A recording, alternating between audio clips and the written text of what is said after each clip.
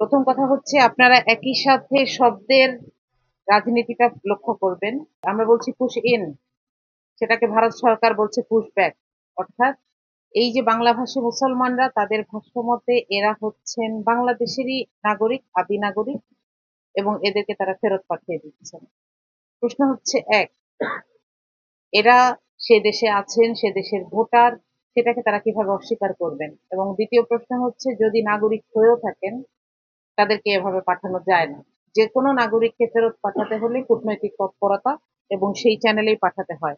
আমাদের আসলে রাষ্ট্রীয় পর্যায়ে এই প্রশ্নগুলোই করা উচিত, যে যে কেউ যদি এদেশের নাগরিক হয়ে থাকেন তাহলে সেটা প্রমাণ সাপেক্ষে কূটনৈতিক চ্যানেলে এইটার আসা যাওয়ার ব্যবস্থা করতে হবে। তাদেরকে পরিবার সহ জিরো লাইনে ঠেলে দিয়ে একটা মানবেতর জীবনযাপনে বাধ্য করার মতন অবস্থায় ঠেলে দেওয়া যাবে না। এবং একই সাথে লক্ষ্য করবেন, ভারতের পক্ষ থেকে যিনি আমাদের দেশে হাই কমিশনার, তিনি কি বলছেন? যে আমাদের ১২০ কোটির সাথে আপনাদের ২০ কোটিকে আসেন জুড়ে দিই। সেই একই সময়ে আমাদের ২০ কোটি তো দূরের কথা, তারা নিজের দেশে অবস্থানরত নিজের দেশের নাগরিকদেরকে মুসলিম এবং বাঙালি হওয়ার অপরাধে ছেড়ে দিচ্ছে।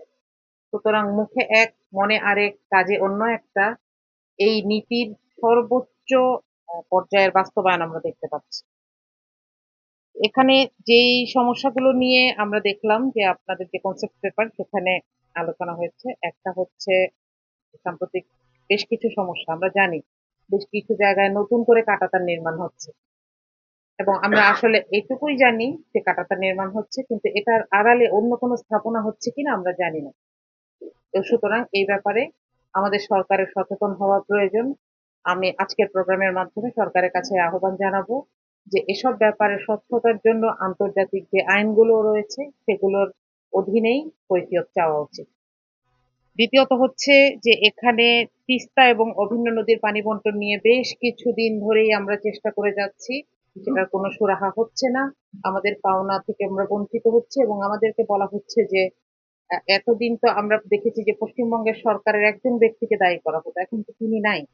তাহলে এটার ব্যাপারে অগ্রগতি কি, সে ব্যাপারে আমাদের সরকারকে সচেতন হতে হবে এবং সক্রিয় হতে হবে। তৃতীয় হচ্ছে যে এখানে বাণিজ্যিক ভারসাম্যহীনতা আছে আমাদের সাথে ভারতের, এবং এই বিষয়টা এরকম যে আমরা যতটুকু আমদানি করি তার 1/10 রপ্তানি করি না, কিন্তু আমাদেরকেই শুনতে হয় আমাদের দেশের মানুষ গরু চোরাচালানি করতে গিয়ে কাঁটাতারের বেড়ায় ঝুলেছে, কাঁটাতারের বেড়ায় তাদেরকে ঝুলিয়ে রাখা হচ্ছে, গুলি করা হচ্ছে, আমরা কেউ নিশ্চয়ই ফেলানি সে লাল জামাটা ভুলে যাইনি। আর সর্বশেষ যেটা নিয়ে বলবো সেটা হচ্ছে আঞ্চলিক নিরাপত্তা। এখানে দেখেন আমাদের দেশে বর্তমানে এই মুহূর্তে যদি আপনাদেরকে জিজ্ঞেস করি ১ নম্বর সমস্যা কি, আমরা এটা নিয়ে পার্লামেন্টে অনেক বেশি আলোচনা হতে দেখছি, সেটা হচ্ছে মাদক। এবং সীমান্ত দিয়েই এর সবচাইতে বড় পোর্শনটা ঢুকছে বাংলাদেশ। এই সবগুলো জিনিসকে যদি আমরা অ্যাড্রেস করি, আমরা আসলে আমাদের সবচাইতে বড় সীমান্ত শেয়ার করি যে প্রতিবেশীর সাথে, সেখানে শত্রুতা করে থাকতে পারবো না। কিন্তু আমরা একটা মর্যাদাপূর্ণ সম্পর্ক চাই, বন্ধুত্বের আগে মর্যাদা, তারপরে না বন্ধুত্বের প্রশ্ন আসে। এখানে আসলে আমি যে কথাটি বলছি, আইসিসিপিআর সহ এরকম আর বেশ কিছু ইন্টারন্যাশনাল ল আছে।